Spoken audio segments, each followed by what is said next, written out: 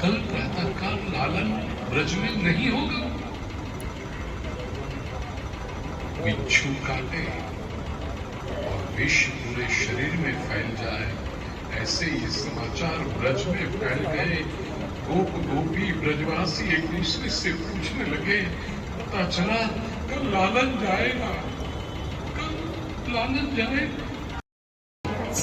એટલે ભૂપેન્દ્રભાઈ વિશે મેં ઘણું સાંભળેલું, પરંતુ ભૂપેન્દ્રભાઈને આજે સાક્ષાત સમક્ષ સાંભળ્યા ત્યારે એમ થયું કે એ આપણા સનાતન ધર્મનું ઘરેણું છે, એ સનાતન ધર્મનું ઘરેણું. તો I am very much thankful to you all. Thanks a lot.